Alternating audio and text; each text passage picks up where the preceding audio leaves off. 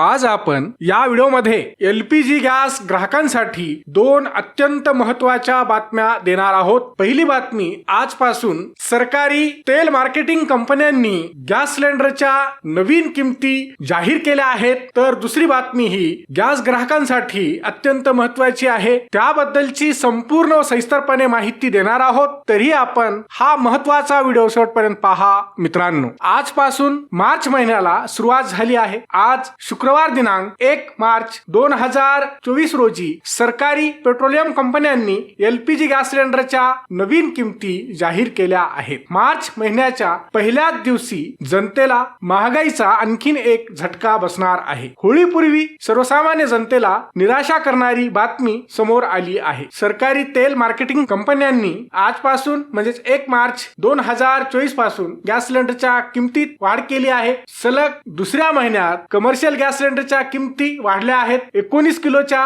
व्यावसायिक LPG gas सिलेंडरच्या किमतीत आज 1 मार्च पासून 25 रुपये 50 पैशांची वाढ करण्यात आली आहे। किमती वाढल्यामुळे आजपासून आपल्या महाराष्ट्रात मुंबईमध्ये 19 किलोच्या व्यावसायिक गॅस सिलेंडरसाठी ग्राहकांना आता 1749 रुपये मोजावे लागणार आहेत। महत्त्वाची गोष्ट म्हणजे 14.2 किलोच्या घरगुती एलपीजी गॅस सिलेंडरच्या किमतीत सरकारी पेट्रोलियम कंपन्यांकडून कोणताही बदल करण्यात आलेला नाही। अर्थात घरगुती सिलेंडरचे दर पूर्वीप्रमाणेच कायम असून यात कोणत्याही प्रकारची वाढ करण्यात आलेली नाही। घरगुती गॅस सिलेंडरची किंमत सध्या दिल्लीत 903 रुपये आहे, तर आपल्या महाराष्ट्रात मुंबईमध्ये 902 रुपये 50 पैसे एवढी आहे। आता एलपीजी गॅस ग्राहकांसाठी दुसरी एक महत्त्वाची बातमी समोर आली आहे, त्याबद्दल जाणून घेऊया। जर का तुमच्याकडे कोणत्याही गॅस कंपनीचे कनेक्शन असेल तर जसे की बीपीसीएल म्हणजे भारत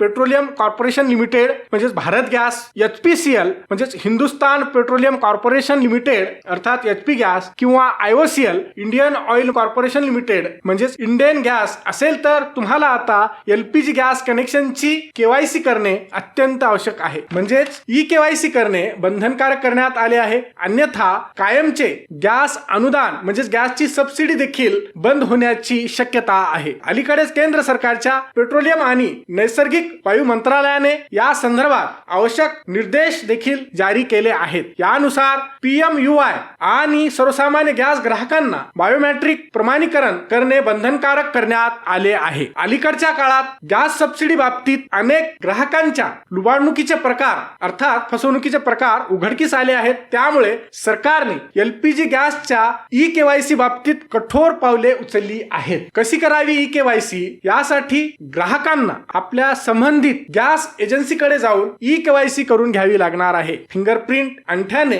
बायोमेट्रिक ई केवायसी केली जाईल। तुमची ई केवायसी प्रक्रिया पूर्ण झाल्यानंतर तुम्हाला दरमहा गॅस सबसिडीचा लाभ मिळू शकेल। पीएमयूआय म्हणजेच पंतप्रधान उज्ज्वला योजनेच्या लाभार्थ्यांना म्हणजेच ग्राहकांना गॅस सबसिडी मिळवण्यासाठी ई केवायसी करणे बंधनकारक करण्यात आलेले आहे। हा व्हिडिओ शेवटपर्यंत पाहिल्याबद्दल आपल्या सर्वांचे अगदी मनापासून आभार। खूप खूप धन्यवाद। जय महाराष्ट्र।